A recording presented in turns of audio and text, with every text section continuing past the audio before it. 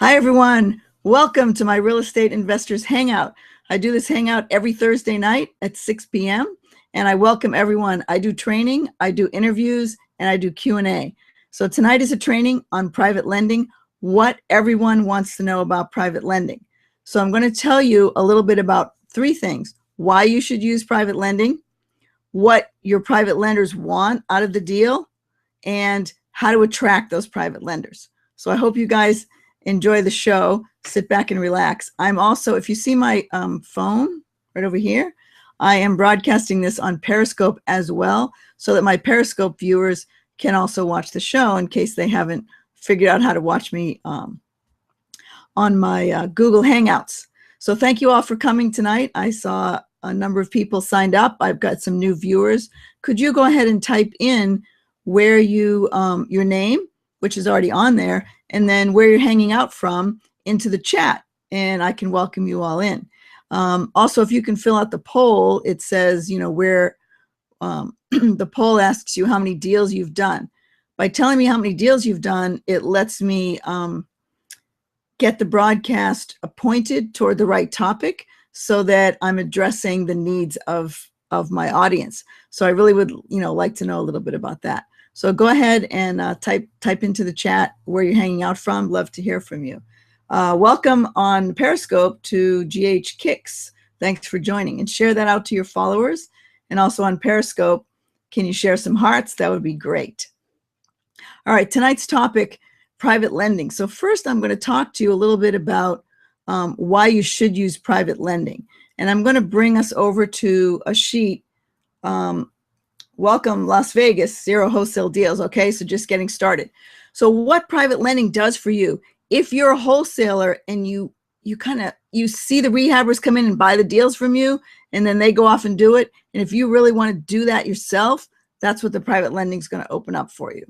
Also, if you have a deal that you really have to close and you don't have a new buyer, you can always use your private lenders to buy that deal and then pass it on.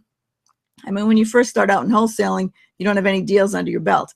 I watched a new Periscope guy today who's been doing this only 10 months, and he wholesaled a couple deals so far, and he just bought his first rehab, and he's holding it with some private money that his partner had access to. So it's really awesome. So first, I'm going to show you kind of a comparison about why people would want to do private lending.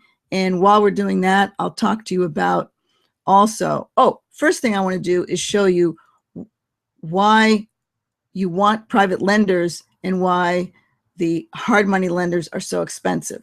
So let me go ahead and do a screen share for all of you. And thank you all for waiting while we do that. I'm going to bring you some numbers, and these are real numbers that I've seen in quite a few deals. All right, so when you work with a hard money lender, here's some of the fees that you're going to run into. All right, so, and hopefully you can see this on Periscope as well. This is an excerpt out of my ebook, and I'll show you later how you can grab the ebook. The ebook tells you how to find private lenders. So if you can't hear me, type into the chat, but I think the microphones should be working well tonight. So, all right, so when you work with a private lender, they're lending you money to do the deal. I like to work with people that are normal W-2 owners, workers. They don't have any special development experience or anything like that.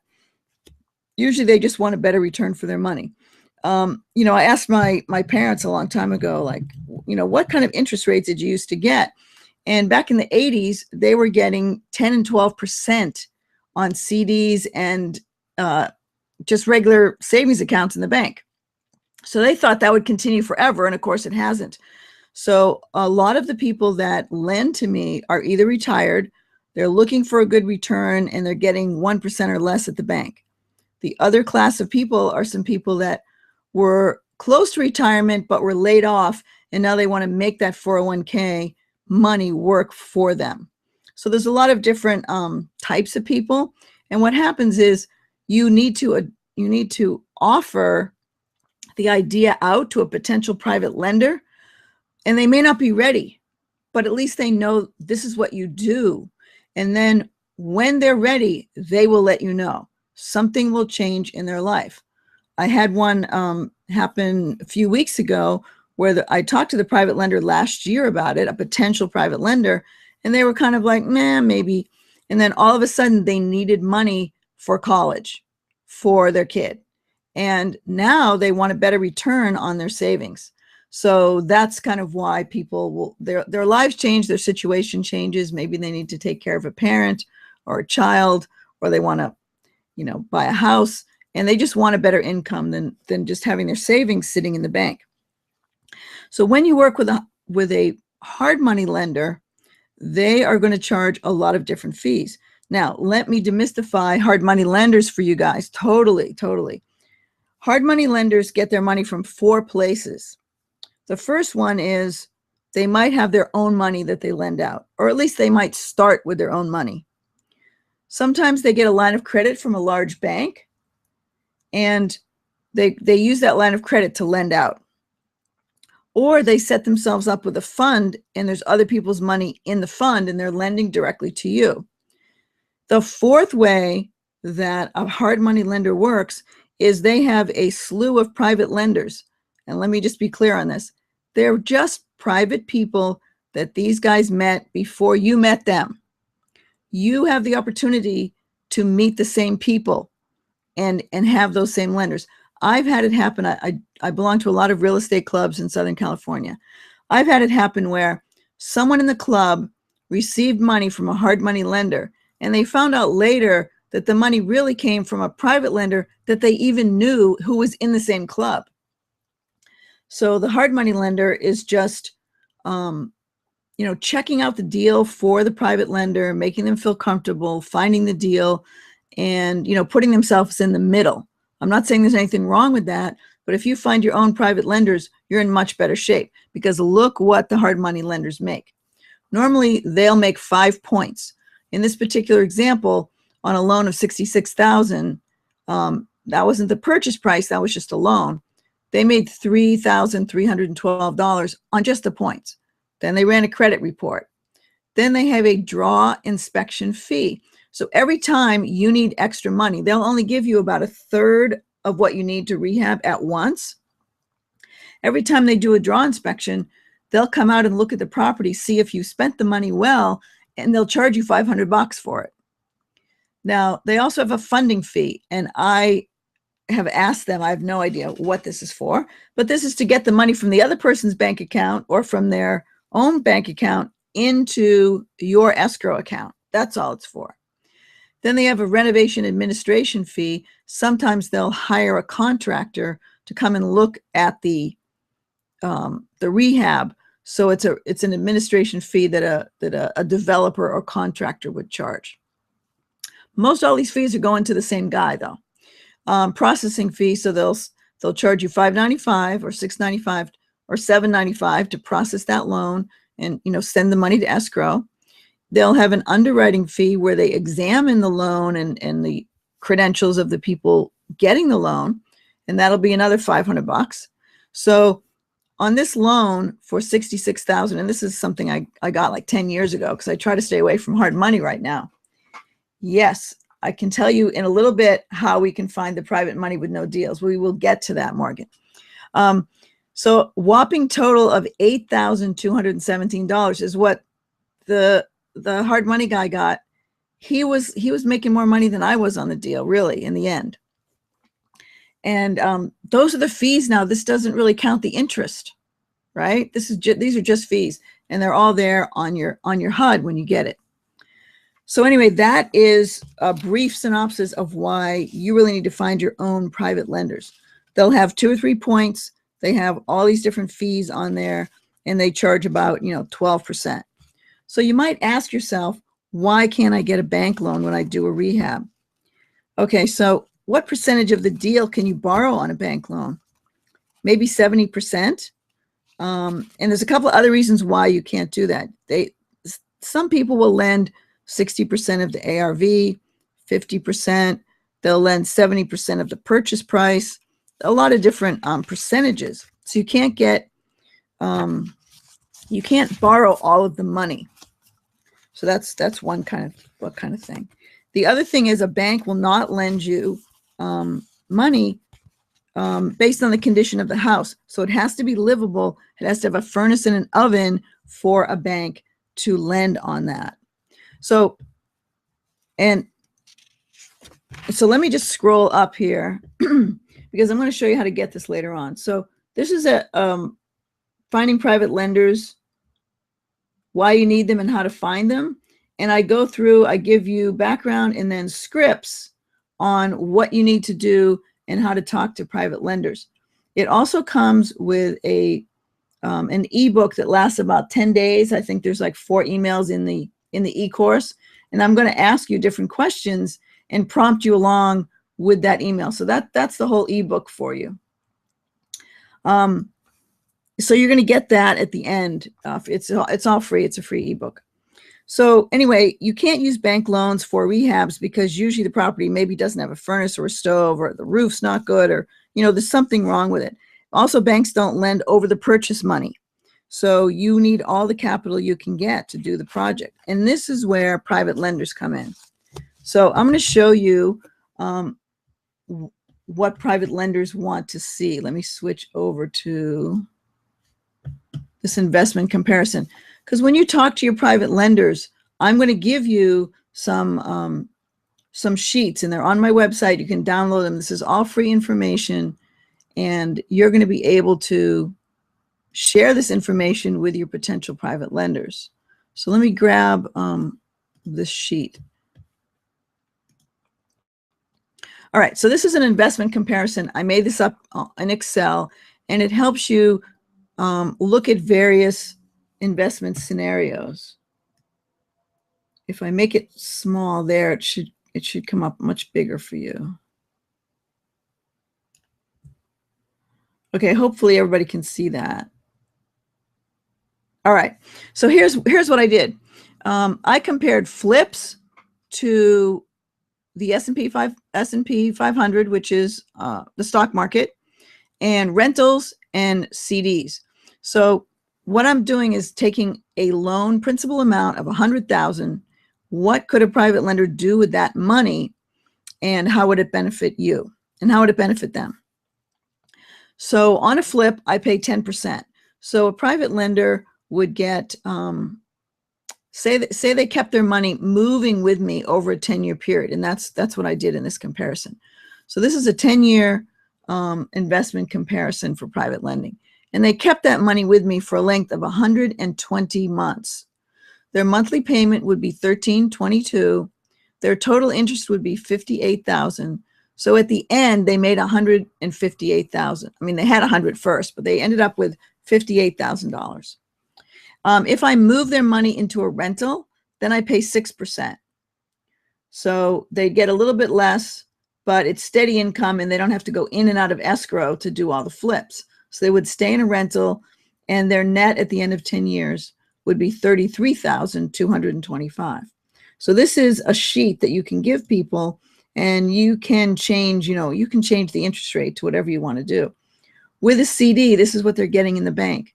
1.5%, that's, kind of a long-term CD these days. So at the end of 10 years, they'd only have made $7,000. It's terrible. In 1 year, if you have $100,000 in the bank, you get a measly $1,000 for having that money sitting in the bank. So really difficult. Anyway, so I'm just looking over at the phone here. So the people on Periscope, thanks for watching. And I'm just going to move this over so you guys can see. It's kind of as close as I can get it to the screen right now. Thanks for the hearts. Thanks, guys. All right, so let me scroll down. I made this also in a graphic format, and you guys can share this with your private lenders. And I'm going to tell you at the end how to get the sheet. It's just on my website. It's a Google Doc. You can just go grab it. So I took the same numbers, and I posted that up for you in a chart. Oh, and let me explain the S&P 500. So here's how it works. A lot of people will tell you, you're going to get 9% in the stock market. And that's not really how it works. There's a 9% average if you take the increase in the stock market every year and you average that all together. But that doesn't take into the account when you have a bad year, like we had in 2008 and 9, and the value of your principal goes down. So the 9% is an average of just the percentage gain in the market. But say you lose 50% one year, and then you go back up at 9% and another 9%, but you, instead of 100, now you've got 50,000 in there, and that's going back up. So if you take all that into consideration, really the stock market only goes up 7.34%. And this was a 10-year period averaged for 2004 to 2013. It's something I didn't know till I read up on it, that it was 2 points lower than the just average return rate of the stock market. So think about those losses that you have to principal. When you're doing a flip and when you've got rentals and you're a private lender, that person's not losing principal. So this is something really good you can offer to people. So remember, when you, I'm gonna switch off of this for a second. And then I'll talk about some deals, and I'll show you a spreadsheet that you can show to your private lenders. So when you talk to a private lender, really, it's all about them. It's not about you.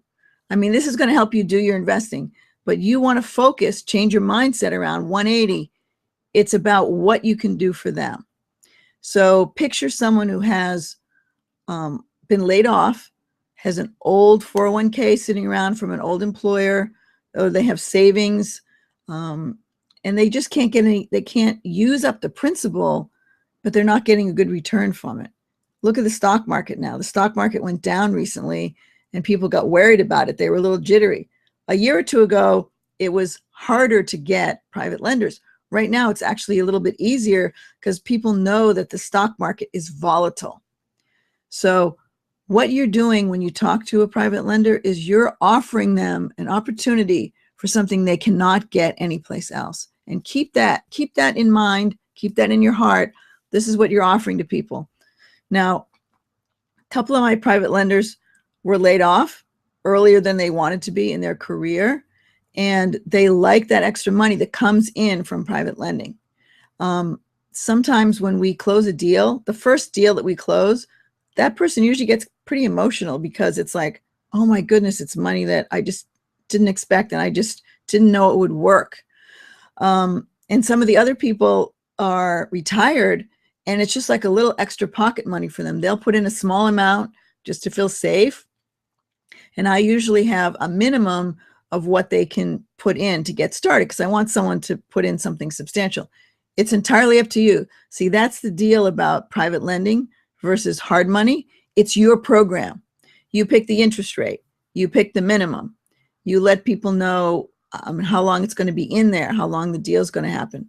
On flips, I pay the money out at the end. It comes out, it goes into escrow and out of escrow, and I don't see the money. Okay. Now the rehab money comes back to me after escrow, but it's recorded in a note against the property. And then we use that to do the flip. So if some of you saw me last week, we did a show looking at our recent rehab up in Sacramento and how it's on the market this weekend. So we're really excited about that one. And that's really all private money running that rehab. So that's how we do all of our deals, because I'm not going to pay those fees to the hard money lenders anymore. Been down that road. So I encourage people to find their own private lenders. So you're going to ask me now, how do I start with this? For one thing, print out that sheet that I just gave you. So I'm going to show you how to get that. Number two, you're going to talk to them about a deal and show them how you work through the deal. Now, someone asked earlier on Periscope over on my phone here, how do I get a private lender when I don't have any deals? So one of the best ways to do that is to start partnering up with another real estate investor. Now, you can either say that you're being coached, you have a coach who's working with you, or another real estate investor is doing a deal, and you can find one in your local RIA club or a network, on Periscope or Twitter or whatever. And someone who's a potential lender, take them to that person's deal and say, look, I can bring some money to the deal, and you've got the experience doing the rehab, and maybe you can pay me a fee for bringing, somebody over here, or just let me learn how it works. So that's really the best way to do it. The other thing to do is have your private lenders lined up, and then when you go to do a deal, you partner with someone who already has experience. So you're kind of half in on the deal. And the private lender is putting it in and feels confident that the other person's done the deal. So there's a lot of ways to get started. It's just, it's like a tripwire, you know, trying to get you started on the deal. I have to take a little water here. So anyway, that's how you get started. I'm going to give you a spreadsheet and walk you through 2 deals. Because there's another thing about private lenders is it's a mystery to them where the money comes from. Because remember, what they've done in their life is they've bought a house and they've taken out a loan from the bank. Most people have no idea where that money is coming from at the bank. Now, most of us know that people put money into the bank and then it gets lent back out again. Except that our treasury gives them, you know, 10 times what people put into the bank. But the money's coming from the depositors. Okay, so that's what I try to explain to people. When the interest rates are high on mortgages, the banks can afford to turn around and pay a higher interest rate to the people putting money in as a deposit. But when the banks have lower interest rate on mortgages, they can't pay much on their CDs. So those 2 things are in step with each other. What the banks collect and what the banks pay out. So I'm going to screen share 2 deals. I picked 2 different price ranges to share with you today. Let's see. Here we go. All right, so I'm going to give you first a general California example of a deal. And this deal can be anywhere in the country, but it's just kind of a lower price deal that you should work on. Hey, thanks for the hearts over there on Periscope. Thanks for watching. Let me see how smaller I make it. Hopefully you guys can see the chart, but I'm going to move it up a little. There we go. I have the camera on a tripod right in front of the computer screen. All right. So here's my acquisition. I purchased it for $180 and I looked at it and said, well, it's a $20,000 repair. It could be more, but this is just for an example. So I took out a loan for $200,000 and I'm going to be paying them 8% interest at $1,333 a month, but I'm not going to pay it till the end. Okay. So let's assume I paid my own closing costs. You can borrow that too if you want.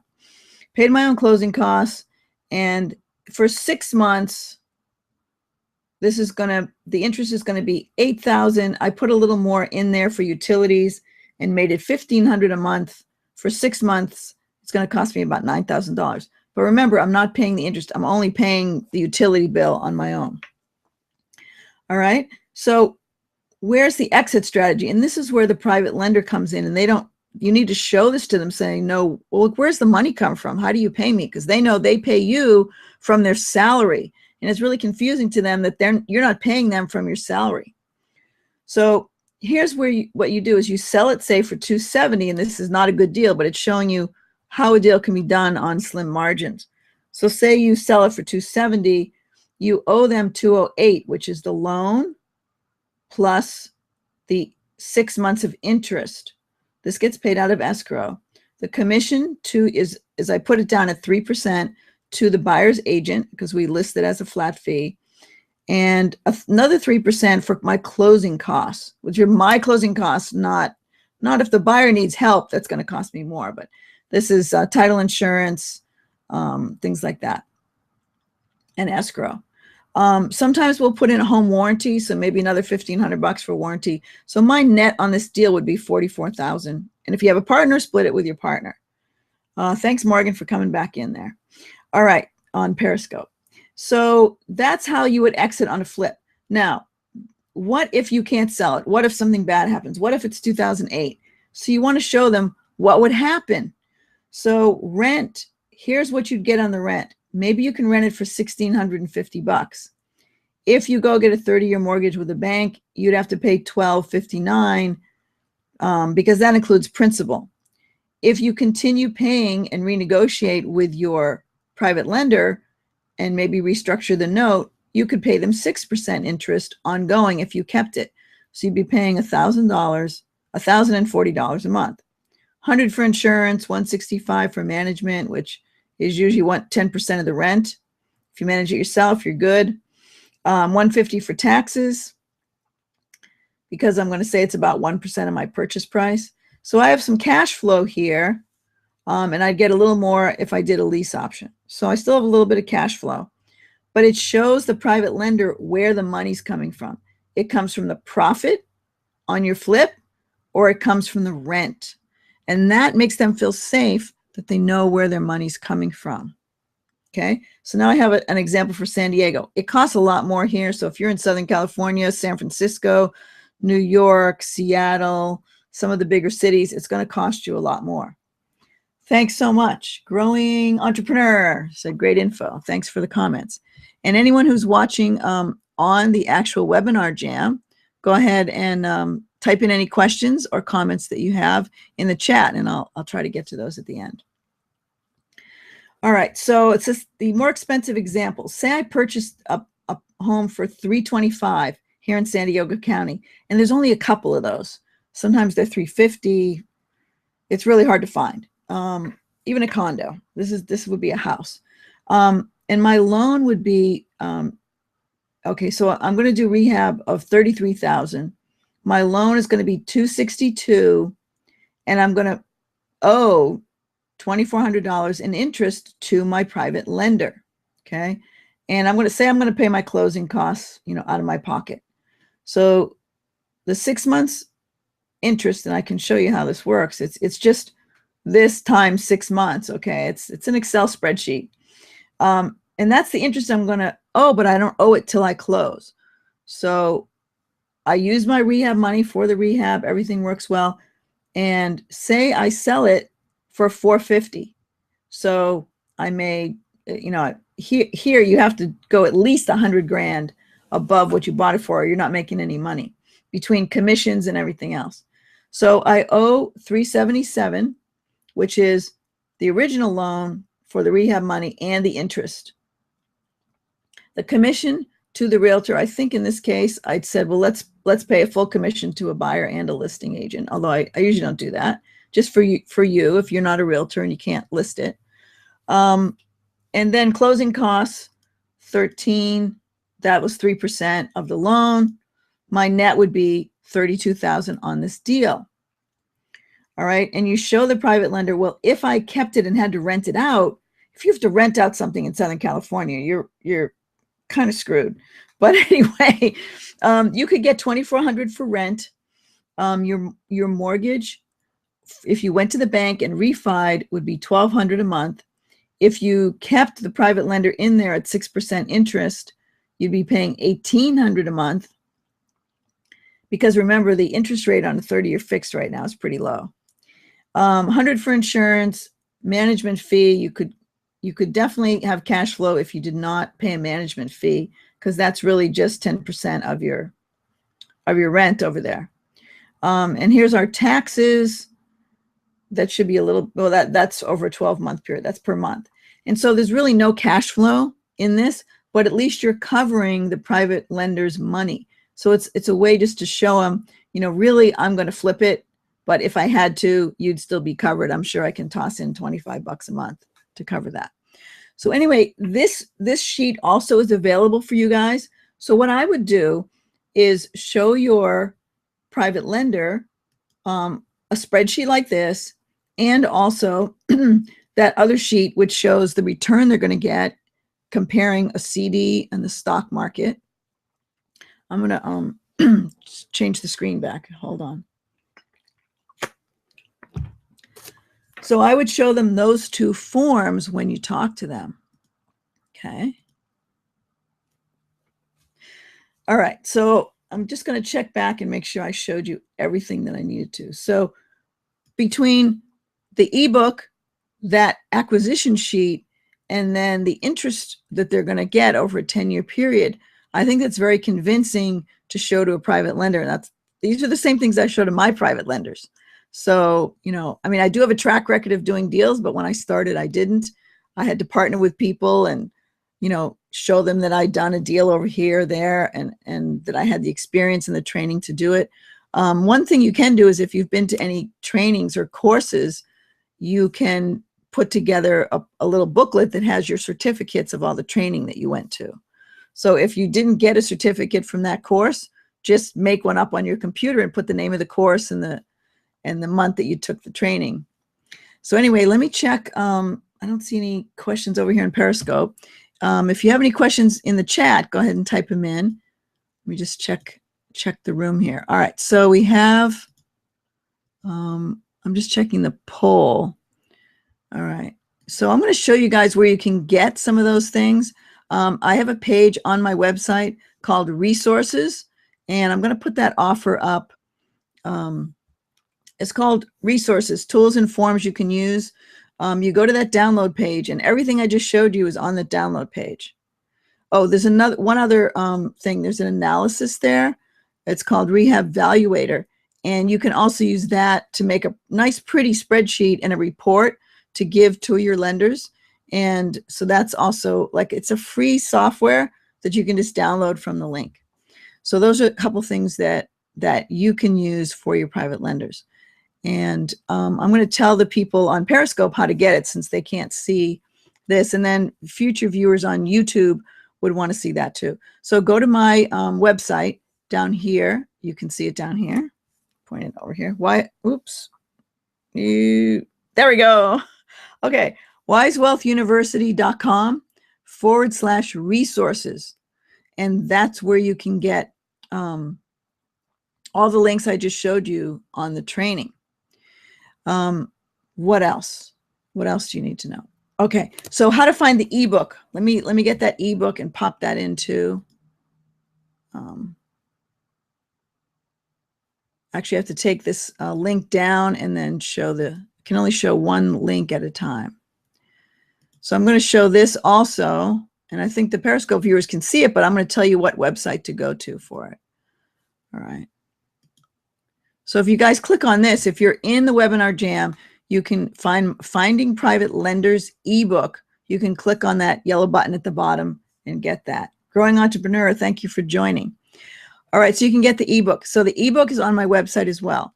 wisewealthuniversity.com/PV, P as in Paul, V as in Victor, PV lending, because I didn't want to type out the whole private lending, was too big. So PV, P as in Victor, P as in Paul, V as in Victor. So wisewealthuniversity.com/PV lending. Write it down. If you can't find it right away, my VA in India is like redoing stuff on the website. So someone told me they couldn't get to some of the links. I checked some of them today, but hopefully the ebook thing works.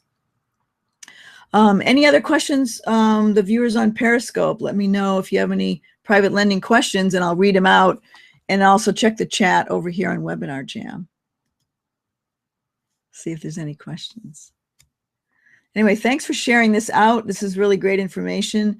Share it out to Periscope. You guys can share it out to your Twitter followers.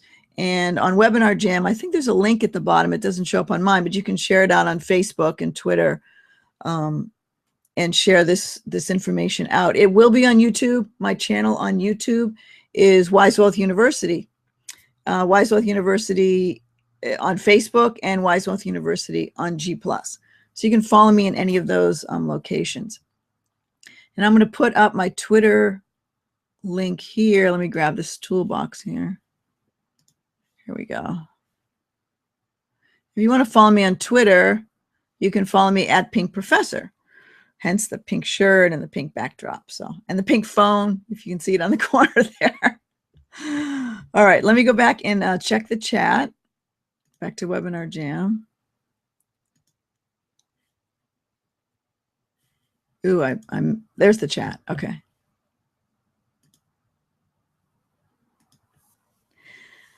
All right, let me check the time here. Is there anything else I can tell you about private lending? Oh, okay. So how about a script? If you download the ebook, I'll put that back up there. If you download the ebook, and I wanted to get there, I'm going to put that over there so that the Periscope guys can see that ebook there. There's a couple scripts in the ebook.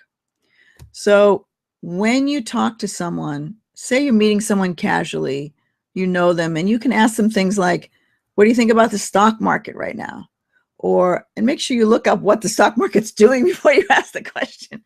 But you can also ask them, do you know anyone who's not making 8 or 10%, whatever percentage rate you want to give? Do you know someone who's not making 10% on their savings right now? And they'd be like, yeah, I don't know anyone who's making that, or I'm not. Or they might say, my uncle is not, or my dad or my brother has a lot of money because he sold his business and he doesn't have any place to put it. He's not making money right now. So ask them, do you know anyone? And I'll ask you guys, do you know anyone who's not making 10% return on their savings right now? The other question you can ask them is, look at those, those poor rates we're getting at the bank, or gee, in my 401k, I'm just not getting a good return because I only have, 5 different mutual funds that my company gave me to pick from. So the good thing is to find people who maybe they do have a new job, but they didn't move their 401k to the new employer. And then that 401k is just sitting there with the old employer. And most of the times when you get laid off, you really hate that old employer, okay? You really don't like these people. But that account's sitting there. You don't really want to move it to the new one. So here's what you can do. So there's 2 places where a lot of people have money parked. They have it in an old 401k. They can now move that into what's called a self-directed IRA. Thanks, Alpreneur, for joining the Periscope. Self-directed IRA. So there's about 20 companies in the country that do that. UDirect IRA is one that I use. Entrust is one where I have an account. And a couple of my private lenders use Equity Trust. Equity Trust is in Ohio. That's really difficult because their cutoff time to submit paperwork is 10 a.m. East Coast time, which really means the night before. And then usually there's about a 3-day review period before they fund your deal and send the money to escrow. So you have to give yourself a lot of time to get this all laid out. And sometimes, the escrow company you're working with won't do the notes. You kind of have to pay them extra for that. Or I've gotten to the point where I just have my own note ready to go, and submit it directly to them. So, excuse me. So there's escrow company, there's self-directed companies. It's the same thing. It's still called an IRA. You can take a 401k and roll it into what's called a self-directed IRA. Sometimes they call it a real estate IRA. It's really the same thing. The law that was written for IRAs allowed this a long time ago. That here's the trick. Any Vanguard, Charles Schwab, all the stock companies, they make money on fees. They don't even want you to know about this. They don't offer these accounts because they don't want you to know about it, and they don't have any way to charge for it. Okay, so you have to find a self-directed account. Just look that up. I'm having my VA compile a whole list of those companies with the links to their websites, and I'll have that available on another training.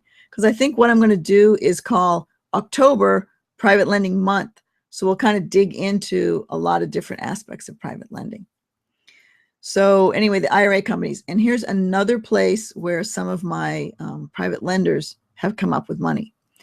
They have a HELOC on their house that they're not using. They never used it. It's at 0, but they're allowed to borrow $50,000, $100,000, whatever it is, from that house.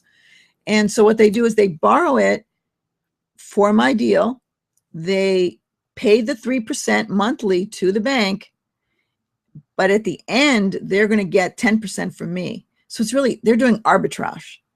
They are making 7% on money that's not theirs, and they're in a way tapping the equity in their house and putting it into a rehab that I'm doing. So you can also ask people, if they have a HELOC on their house or anything like that, if they want to. The other thing that I do is ask people if they know any. As soon as I ask them the question, do you know anyone not making 10% on their money? And if they say, well, I don't have money, but someone else does. And it's easy to start practicing with people who don't have money, because they don't have money.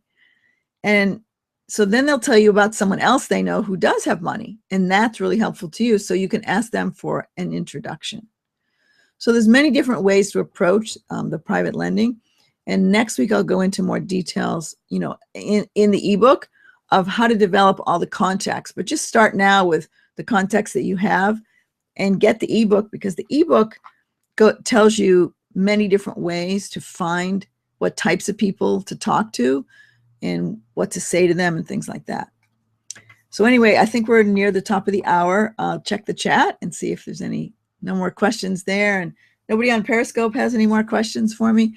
Anyway, Periscope viewers, I apologize. Last week I ran the webinar, and I had my partners on up in Sacramento, and we talked a lot about our rehab in Sacramento. And when I do that, I have my earphones in so that all of the audio from their voices goes into my earphones, and it didn't come into the phone.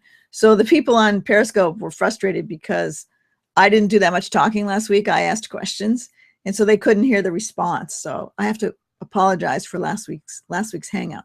This week, you guys can hear me because it's just me talking at the same time. So anyway, thank you all for joining me. If you want to follow me on Pink Professor, that's the way to do it. And go to my website, wisewealthuniversity.com. There's some adjustments there, but normally there's a button right on the front that you can go to the ebook. If it's not there, look for it, in the menu. And you can also scroll down to the bottom and send me a comment if you want to comment and give me a topic that you'd like to hear about on a future hangout. I do the hangout every Thursday night, and I'm going to post up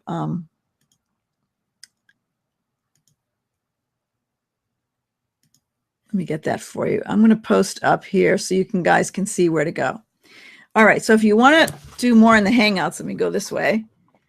You go to wisewealthuniversity.com/hangouts, and that's where we do the weekly hangouts. 6 o'clock Thursday Pacific time, and I would be happy if you join me on these. I have a really good time interacting and training you guys, because I've been doing real estate for a long time. I've been a landlord since '89. Like, I rented out my first condo and kept it for 20 years. Did a 1031 when I was done with that. So there's lots of things you can do in real estate. I love you guys. Thank you all for coming. Thank you, Periscope viewers. We will see you next week on the hangout. And Periscope viewers, I see you probably every other day. So thanks for joining. So it is possible to become rich. Yes, I have a lot of friends who either focus just on flipping, or they have a lot of rentals, and I've done a little bit of both. Right now we're doing a lot of flipping up in Sacramento, and so we're making some really good money on those deals. Of course, I have 2 partners, so all those deals get split. But everyone in that partnership does what they're really good at, and I raise the money. I raise the money, and I work with the escrow people. There's someone up there who just runs the cruise and doesn't really even deal with how the money gets raised. Another person up there is doing all of the business, the accounting, and taking care of some of the cruise stuff, but paying everyone and getting all the book work done. And they're business majors. So low battery on the phone. All right, so it is possible. You guys, go to my website. Go to my YouTube channel, Wise Wealth University on YouTube. I've been doing hangouts for a year now, and so there are probably close to 40 videos on there. And if you watch all those trainings, you just go through the playlist. I talk about finding, funding, flipping. Finding, funding, fixing, and flipping. And I give you everything that you need to know. So the course is there. It's free. Just go to YouTube and watch it. Okay, guys? All right. I will see you all next week. Thanks for coming tonight. And I will play my movie on the way out, because I have a cute movie for you guys. If you're a YouTube viewer, it's not going to show up, but here we go. Good night, everyone. See you next week.